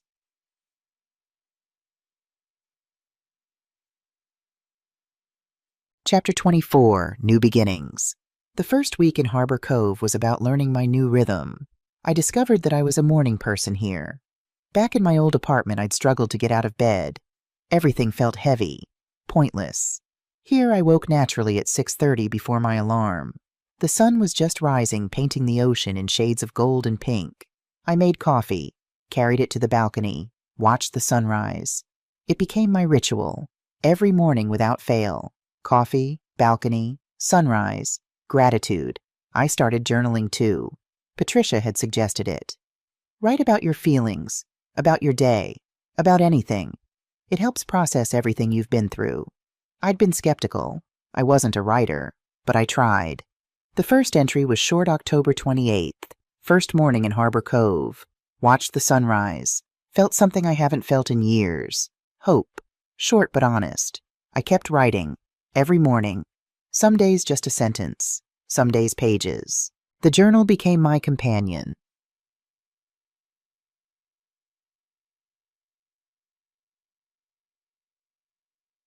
I explored the town slowly. Didn't rush. Just walked. The bookshop first. Chapter and verse. Dark wood shelves. The smell of old paper and coffee. A ginger cat sleeping in the window. The owner was a woman in her 50s, curly red hair, reading glasses on a chain. New to town? She asked. Just moved in, down by the beach. Welcome. I'm Susan. If you need book recommendations, I'm your woman. We also have a book club that meets here Tuesday evenings. Mystery novels this month. You're welcome to join. I might do that. Please do. We're a friendly bunch. The bakery next. The daily bread. The smell hit me before I even opened the door. Cinnamon, vanilla, fresh bread. Heaven. Inside the display cases were full. Cinnamon rolls bigger than my fist. Croissants that looked like they'd shatter if you breathed on them. Sourdough loaves with blistered crusts. Cookies, muffins, scones. Behind the counter, an Asian woman in her 50s wearing a flour-dusted apron and a bright smile. First time in, yes, just moved here. Welcome, I'm Maria Chen. This is my place. Try the cinnamon roll, on the house for new neighbors. She handed me a plate with a roll still warm from the oven. Cream cheese frosting melting over the sides. I took a bite. Oh my God. This is incredible, Maria beamed. My grandmother's recipe, from the Philippines. She'd kill me for telling you, but the secret is coconut milk in the dough. I'll keep your secret. Come back anytime, and I mean that. Small towns, we take care of each other. I left with the cinnamon roll and a loaf of sourdough. Made a mental note, come here every Sunday. I found the library, small but well stocked. Cozy reading nooks, large windows overlooking a garden. The librarian Carol was probably 75. Tiny woman, white hair and a bun, sharp eyes behind thick glasses. Library card, she asked. I just moved here. Can I get one? Of course, fill out this form. You'll need proof of address. I showed her my lease. She processed the card right there. Welcome to Harbor Cove, Mrs. Sullivan, but please call me Maggie. Welcome, Maggie. I'm Carol. I've been the librarian here for 43 years. If you need a book, I can find it. If we don't have it, I'll get it from another library. Thank you. Do you like to read? I do. Mysteries mostly. Carol's eyes lit up. Then you'll want to join our book club. We meet at Chapter and Verse on Tuesday evenings. This month we're reading Louise Penny. Someone else mentioned that. Maybe I will. You should. It's a good group. We're all old broads with opinions. Very entertaining. I laughed. That sounds perfect. Chapter 25. Meeting Sophia. On my third day, there was a knock on my door. I looked through the peephole. A woman, maybe 70, short silver hair, warm smile, holding a casserole dish. I opened the door. Hi, she said brightly. I'm Sophia Romano. I live upstairs in 2B. Saw you moving in. Brought you lasagna, homemade, none of that frozen stuff. I was so surprised I just stood there. Oh, sorry. Sophia laughed. Should I have called first? I'm old school. I believe in being neighborly. No, please come in. I'm Maggie, Margaret Sullivan. Sophia stepped inside, looked around approvingly. You've made it cozy already. I like what you've done with the place. She set the lasagna on my kitchen counter. Where are you from, Maggie? Moment of truth. How much to share? Small town about 4 hours south. I needed a change. Fresh start. Sophia nodded. Didn't pry. I appreciated that. Well, welcome to Harbor Cove. It's a good place for fresh starts. Half the people here came for the same reason. Really? Sure. Me, I moved here 10 years ago after my husband died. Couldn't stand the house we'd shared for 40 years without him. Too many memories. So I packed up, found this place started over. I'm sorry about your husband. Thank you. It gets easier. Not better, but easier. She smiled. Anyway, if you need anything, directions, recommendations, someone to grab coffee with, I'm upstairs. Don't be a stranger. After she left, I heated up the lasagna for dinner. It was delicious. Rich red sauce, creamy ricotta, perfectly seasoned. But more than that, it was kindness.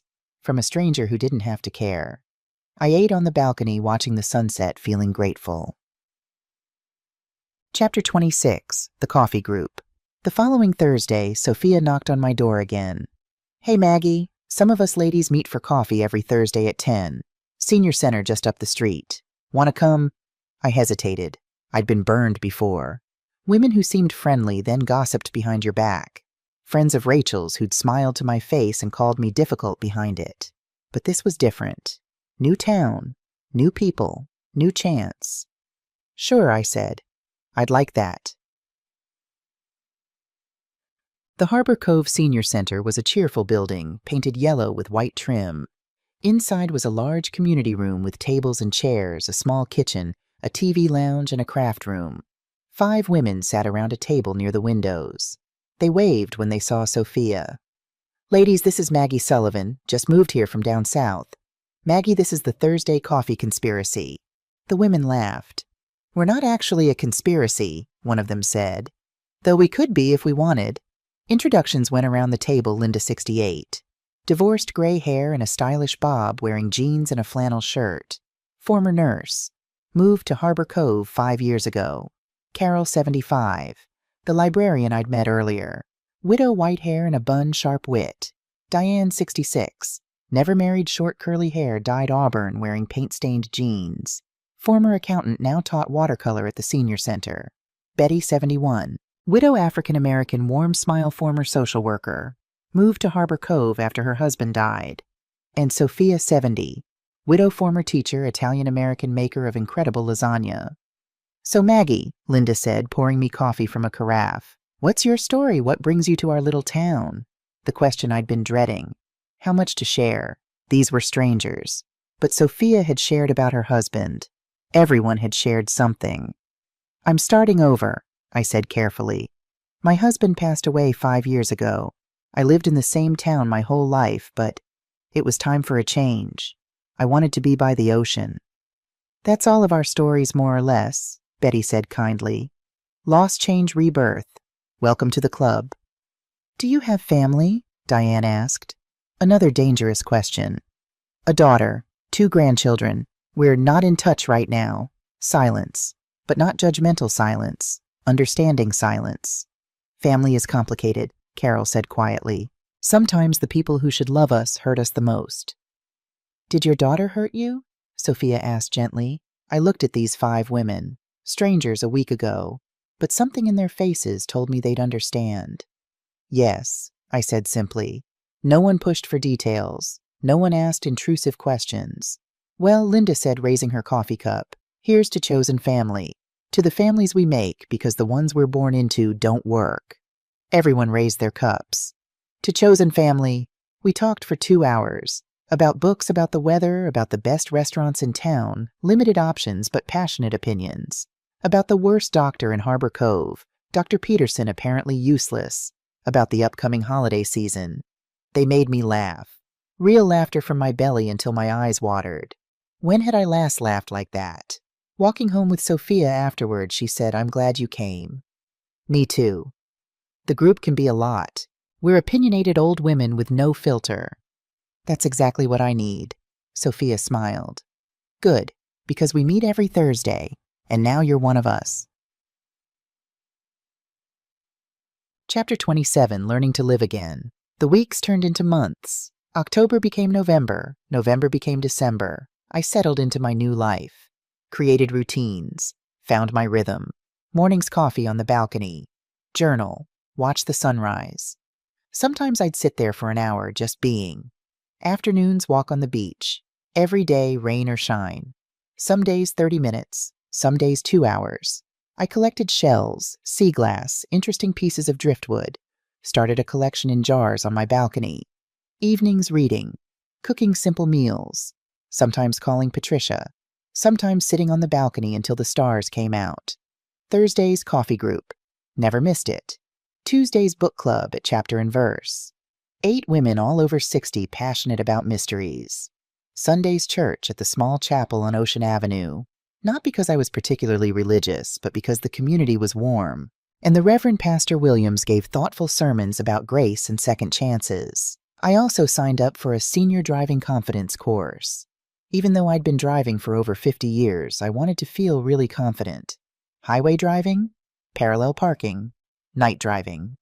My instructor, Jake, was 28, patient encouraging. "Mrs. Sullivan, you're a better driver than most people half your age." "I'm 72, not dead." He laughed. "No, ma'am, you're definitely not dead." I passed with a perfect score. Felt ridiculously proud of myself. I also took Diane up on her offer to teach me watercolor painting. Beginner class, Wednesdays at 2. Come try it. I'd never painted before. Never thought I was artistic. The first class, my painting was terrible. Shaky lines, muddy colors. Looked like a child had done it. "It's not about perfection," Diane said gently. "It's about expression. What are you trying to express?" "I don't know." "Then just paint. See what comes out." I kept going, week after week. Painted the ocean, painted sunrises, painted shells. Got slightly better. Still not good, but better. But more importantly, it was meditative, calming. The brush moving across paper, the colors mixing, the focus it required. In December, I painted roses. The roses from my old garden, Peace and Cream, Mr. Lincoln in deep red, Double Delight in red fading to gold. I got emotional while painting them. Had to stop twice to wipe my eyes. Sophia saw the finished painting. "That's really lovely, Maggie."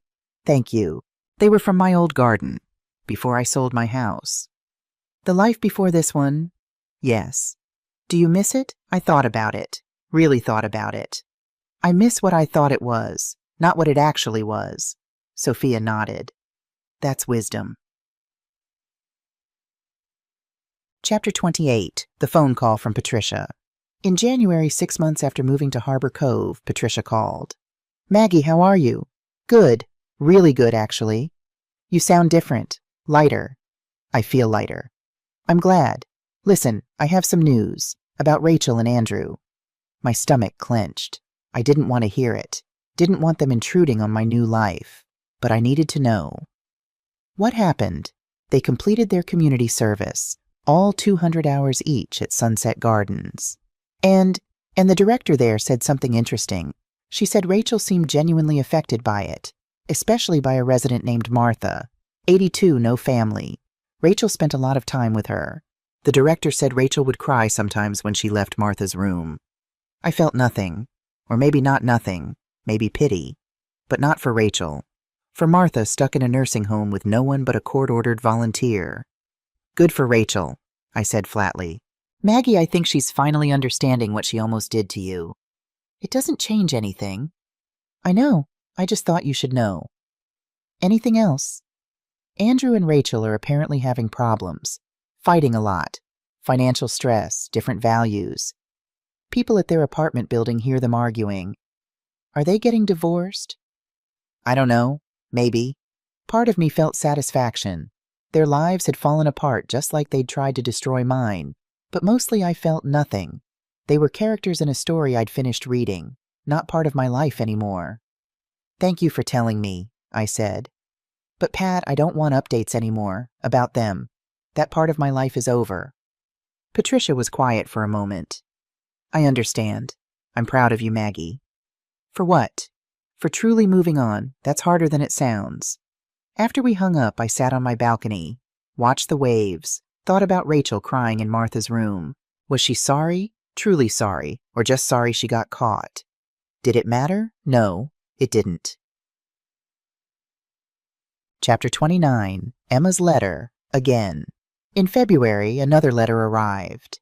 Same handwriting, same return address, Harborview Middle School. Emma. My hands shook as I opened it. Dear Grandma, I hope you got my last letter. I hope you wrote back. I never got anything, so maybe Mom intercepted it. Or maybe you didn't want to write back. I'd understand if you didn't, but I'm writing anyway, because I need you to know I haven't forgotten you. I'm 14 now, freshman year of high school. It's hard. Mom and Dad are fighting all the time. Dad lost his job and drinks more now. Mom cries a lot. They're talking about divorce. Lucas doesn't understand what's happening. He's 9 and he just knows everyone's sad. He keeps drawing pictures. He has 94 drawings for you now. He adds them to the folder and says, "When I see Grandma, I'll show her all of them." I told him he will. Someday. Mom finished her community service. She came home different, quieter. She told me about a woman at the nursing home. Martha. No family, no visitors. Mom said Martha reminded her of you. I asked Mom if she was sorry for what she did to you. She cried and said yes. But she also said it's too late, that you'll never forgive her, that she destroyed everything. I don't know if that's true. I don't know if you'd forgive her or not. But I wanted you to know she does seem sorry. Anyway, 461 days until I'm 18. I'm still counting. Do you have the ocean now? Did you move there like Mom said? I looked up coastal towns within 4-6 hours north. There are 12. One of them is you. Someday I'll find you. When I'm 18, when I'm allowed. I love you, Grandma. Your granddaughter, Emma Rose Bennett. P.S. If you did write back to my first letter and I didn't get it, please try again. Maybe send it here to school. I check the office mail myself now. Mom won't see it.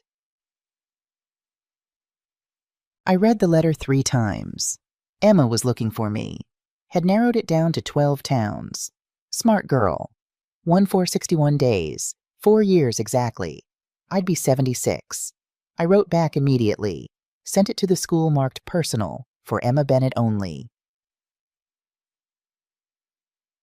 My dearest Emma, I did write back to your first letter. I'm sorry you didn't get it. Your mother must have intercepted it. But I'm writing again now. Yes, I live by the ocean. In a small town. I have an apartment with a balcony where I watch the sunrise every morning. The ocean is vast and beautiful and healing. I think of you and Lucas every single day. Every morning with my coffee, I look at the waves and I think Emma would love this. Lucas could draw this. I'm so sorry you're going through a hard time at home. You don't deserve that. Neither does Lucas. None of this is your fault. Remember that. About your mom, I'm glad she seems to regret what she did. Truly. But Emma, you need to understand something. What your mom did wasn't just a mistake. It was a pattern of choices over years. She stole from me. She lied to me. She planned to institutionalize me against my will. I don't hate her, but I can't let her back into my life. Not now. Maybe not ever. That doesn't mean I don't love you. You and Lucas are innocent in all this. You're not responsible for your parents' choices. And when you turn 18, when you're legally an adult, you can contact me directly. I will be here. I promise. 461 days. I'm counting with you. The ocean is gray today with white foam on the waves. The wind is cold but clean. It smells like salt and possibility. Someday I'll show you. I love you more than you can know. Your grandma, always and forever, Margaret Sullivan. P.S. Tell Lucas those 94 drawings are going to cover an entire wall in my apartment. I'm planning the gallery right now. I mailed it the next day, to the school. Hoped Emma would get it this time. Chapter 30, The Memoir. In March, almost a year after everything had happened, I made a decision. I was going to write it all down. Everything. From the beginning. Not just in my journal, but as a real story. A book. A memoir. At Thursday Coffee Group, I mentioned it tentatively. I've been thinking about writing my story, about what happened with my daughter, about starting over. Betty's eyes lit up. You should. Absolutely you should. I'm not a writer. You write in your journal every day, Linda pointed out. That counts. But who would want to read it? Other women, Sophia said firmly. Women in your situation. Women being taken advantage of by family. Women who think they're alone. They need to know they're not. They need to know starting over is possible. Carol nodded. I've worked in libraries for 43 years.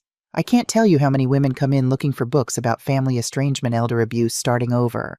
There aren't enough books like that, especially not memoirs. Personal stories. You really think people would read it?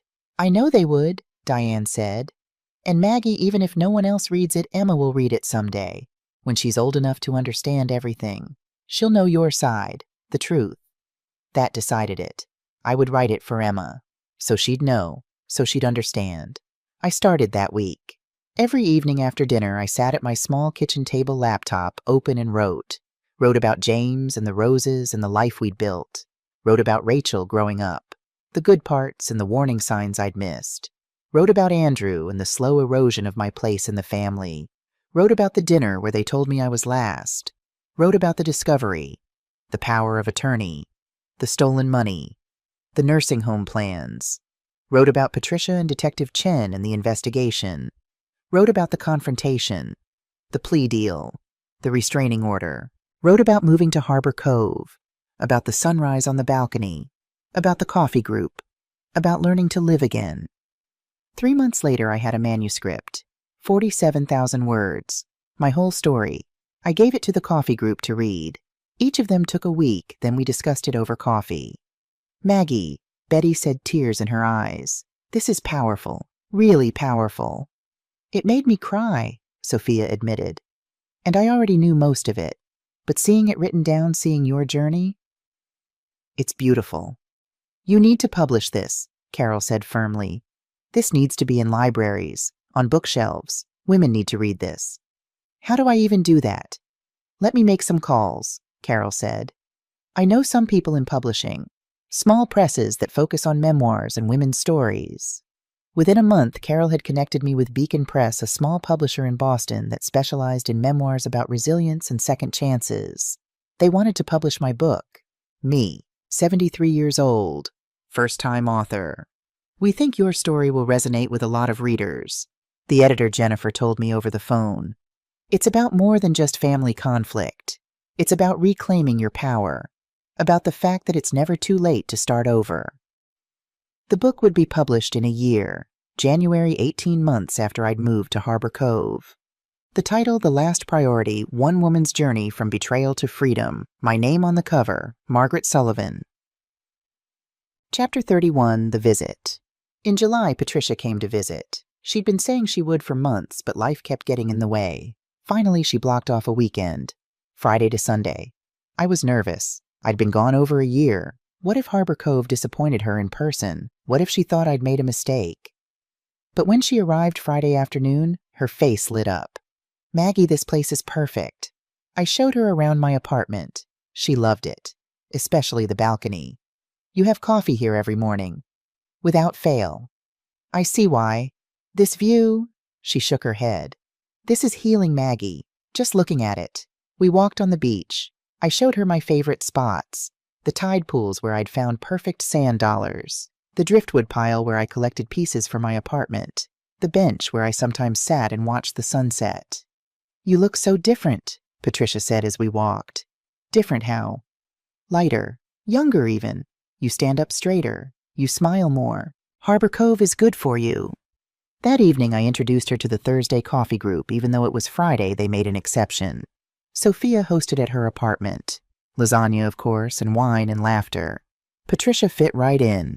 By the end of the evening, she was swapping stories with Betty about terrible ex-husbands and laughing with Linda about the worst patients they'd ever had. Patricia in her lawyer's office, Linda in the ER. I love your friends, Patricia told me that night as we sat on my balcony stars overhead. They're real. They are. You've built a good life here, Maggie. I'm so proud of you. I couldn't have done it without you. Yes, you could have. You're stronger than you think. I just gave you the tools. You did the work. Saturday night, Patricia's last night, we sat on the balcony with wine and cheese watching the sunset. Have you heard anything about Rachel? I asked. I'd told Patricia I didn't want updates, but now after a year I was curious. She and Andrew are separated, officially. He moved out 3 months ago, renting a room somewhere across town from them. And the kids, with Rachel, she got a better job apparently, some kind of office manager position. They're doing okay. Not great, but okay. Does Emma know about the separation? I assume so. She lives there. I thought about Emma, 14 now, almost 15. Dealing with parents, separating, financial stress, the aftermath of scandal. It wasn't fair. She deserved better. 1207 days, I said quietly. What else? Until Emma turns 18. I'm still counting. Patricia squeezed my hand. She'll come find you. I know she will. Chapter 32, The Book Launches. January came. 14 months after I'd moved to Harbor Cove, my book was published. The Last Priority, One Woman's Journey from Betrayal to Freedom by Margaret Sullivan. The cover was simple but beautiful. A photograph of a sunrise over the ocean, light breaking through darkness. Beacon Press sent me a box of author copies, 20 books with my name on them. I held one, ran my fingers over the cover, couldn't quite believe it was real. The coffee group threw me a book launch party at the senior center. 50 people showed up. Neighbors, book club members, people from church, people I'd met around town. Susan from the bookshop had ordered copies. They sold out in a week. She ordered more. Carol put copies in the library. They had a waiting list. Maria from the bakery made a cake shaped like a book. It said, "Congratulations, Margaret," in blue frosting. I gave a short reading. Chapter 1. About the dinner where Rachel told me I was last. People cried. Afterward, several women came up to me. "Thank you for writing this. My son-in-law has been stealing from me." I thought I was crazy, but you gave me courage to report him. "My daughter is trying to get power of attorney over me. I didn't understand what that meant until I read your book. Now I'm getting a lawyer. I'm 68 and I just left my toxic family. Your book made me feel less alone." Each story broke my heart and healed it at the same time. This was why I wrote it. For them. For every woman who thought she was alone. The book did well. Not New York Times bestseller well, but steady. Word of mouth spread. Reviews appeared on Amazon, on Goodreads. A powerful story of resilience. Every woman over 60 should read this. Margaret Sullivan's honesty is breathtaking. Small local newspapers interviewed me, then bigger ones. Then I was on a morning radio show in Portland talking about elder abuse and family estrangement. It was surreal. Me, 73 years old, suddenly a minor celebrity in the world of memoir and women's advocacy. But more important than the attention was the mail. Letters from women, hundreds of them, telling me their stories, thanking me for giving voice to their experiences. I answered every single one. Chapter 33, 4 years later. Time moved differently in Harbor Cove. Not slowly exactly, but peacefully. Days flowed into weeks, weeks into months, months into years. I turned 74, then 75, then 76. My book went into a second printing, then a third. Became required reading in some social work programs and some elder law courses. I was invited to speak at conferences, at senior centers, at libraries. Always about the same thing. Resilience, second chances, the courage to protect yourself, even from family. The coffee group remained constant. We lost Carol to a stroke in year 3. It was sudden, peaceful. We mourned her at a beach memorial, scattered her ashes in the ocean she loved. We gained 2 new members, Joyce, 69, recently divorced, and Helen, 72, whose daughter had stolen her identity and ruined her credit. Helen and I had a lot to talk about. I stayed in shape, walked on the beach daily, did yoga with Sophia 3 times a week, saw Dr. Martinez every 6 months, blood pressure under control, cholesterol good. "You're healthier than most 60-year-olds, she told me. I wanted to be healthy. I had someone to stay healthy for. Emma. We wrote to each other regularly, once a month, sometimes more. She told me about school, about boys she liked, about college plans she wanted to study social work inspired by what happened with us, about Lucas, now 12, still drawing, still saving every picture for me. I told her about Harbor Cove, about my friends, about the book, about my life. We never talked about Rachel directly. It was an unspoken agreement, too painful for both of us. But Emma did tell me in a letter when she was 16, "Mom goes to therapy now. She's different, sadder, but also more real. She talks about you sometimes, says she wishes she could apologize, but she knows she can't." I didn't respond to that part of the letter. Some things couldn't be fixed with apologies. Chapter 34, The Day. Emma's 18th birthday was on October 15th. I woke that morning at dawn. Couldn't sleep. Too nervous. Too excited. Too terrified. Today was the day. Emma was legally an adult now. The restraining order didn't apply to her anymore. She could contact me directly. Would she? She'd said she would. Had been saying it for 4 years. But what if she'd changed her mind? What if Rachel had convinced her not to? What if Emma decided her grandmother wasn't worth the trouble? I made coffee with shaking hands, sat on the balcony, watched the sunrise, pink sky, gray ocean, waves eternal. I prayed something I didn't do often. Please, let her come. Let her remember me. Let her know she's loved. My phone rang at 9:00 a.m. Unknown number. My heart stopped. I answered. "Hello." "Grandma?" Emma's voice. Not a little girl anymore. A young woman. Strong, clear, sure. "Emma? It's me. I'm 18, as of midnight. And Her voice broke. "I've been waiting 4 years to make this call." I was crying. Couldn't help it. "I've been waiting too. Can I come see you? I know it's far, and maybe you're busy, but I have a car now. I can drive, and I really want to see you." "Yes. Oh, Emma, yes. Today, is that too soon? I know it's your birthday, too, sort of. The day I turned 18 is like a birthday for us both." I laughed through my tears. "Today is perfect. Do you know where I am?" "Harbor Cove. I figured it out 2 years ago. I've been looking at pictures online, imagining you there." "How did you know?" "Process of elimination. And also your book, the description of the town. I recognized it." Smart girl. Of course she'd figured it out. "What time will you be here?" "I'm leaving now. So, 1:32. I'll be waiting." Chapter 35, The Reunion. I spent the next 4 hours in a state of panic. Cleaned my apartment 3 times even though it was already clean. Changed clothes 4 times. Settled on simple jeans and a blue sweater. Made cookies, chocolate chip Emma's favorite. Or at least they used to be. Was that still true? Set out photos. Of Emma as a baby, as a toddler, as a child. I'd kept all of them. At 1:30 I was sitting on my balcony, unable to stay still, but unable to do anything productive. At 1:45 a car pulled into the parking lot. Small blue sedan. Dented on one side. A young woman got out. Emma. But not the Emma I remembered. This Emma was tall. Long brown hair pulled back in a ponytail. Jeans and a green jacket. She looked like Rachel at that age, but different. Stronger somehow. More sure. She looked up at the building. Saw me on the balcony. Our eyes met. She waved, uncertain. I waved back, then hurried inside and down to meet her.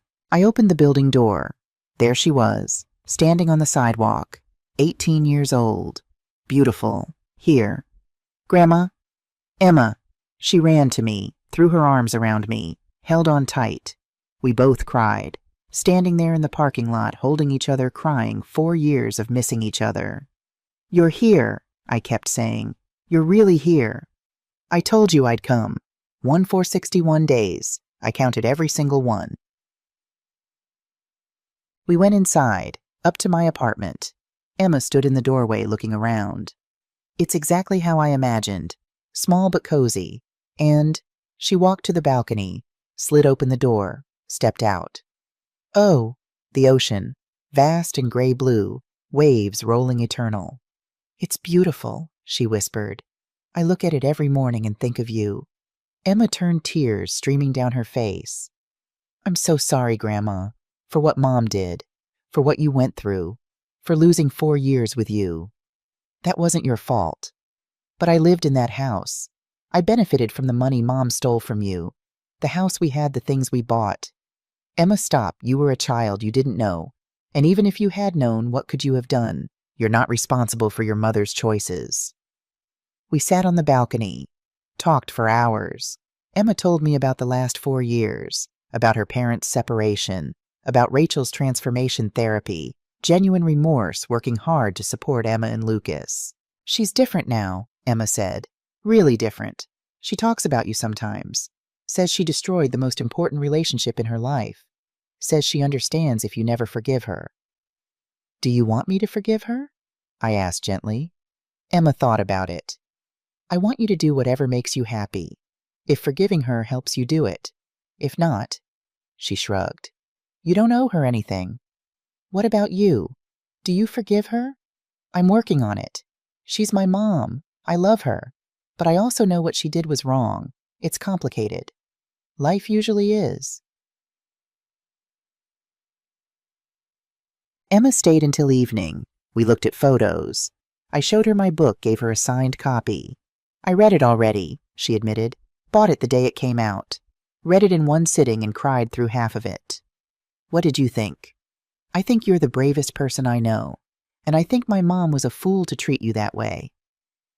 We cooked dinner together, pasta simple and good. Ate on the balcony as the sun set. Lucas wanted to come, Emma said, but I told him this first visit should be just me. We need to figure things out first.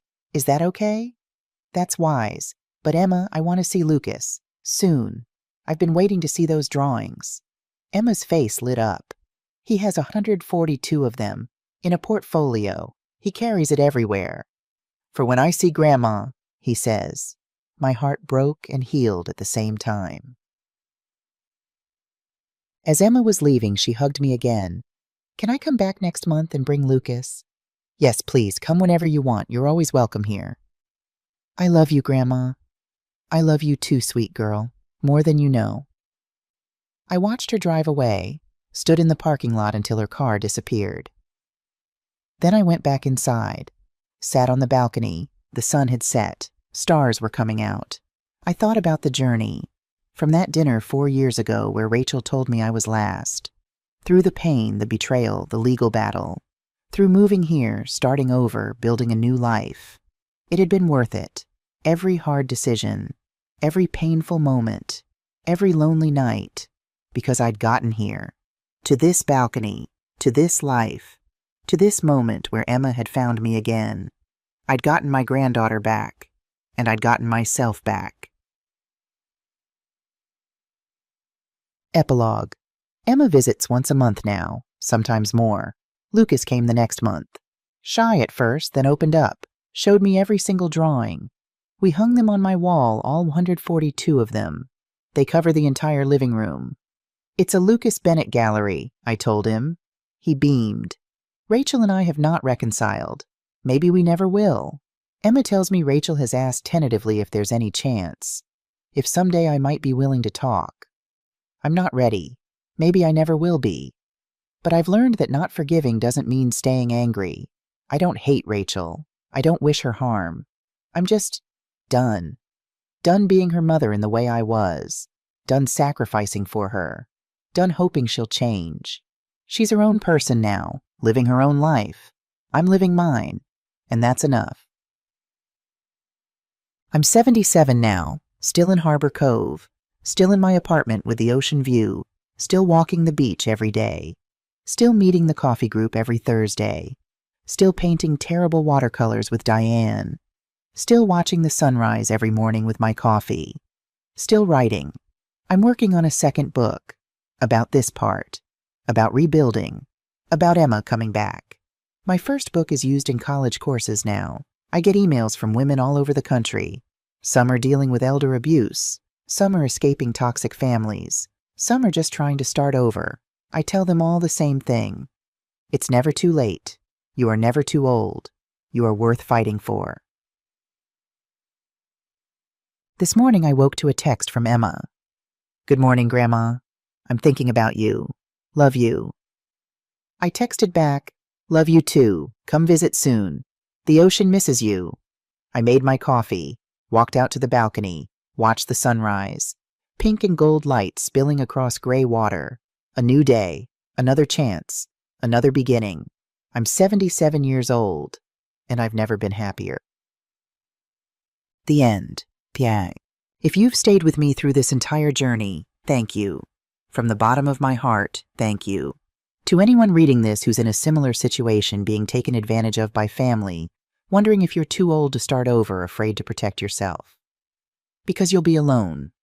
Please hear me. You are not too old. It is not too late. You deserve dignity. You deserve respect. You deserve to be someone's priority, starting with your own. What would you do if you were in my place? Have you ever had to choose yourself over family? Share your story in the comments below. You never know who might need to hear it. And remember, it's never too late to start again.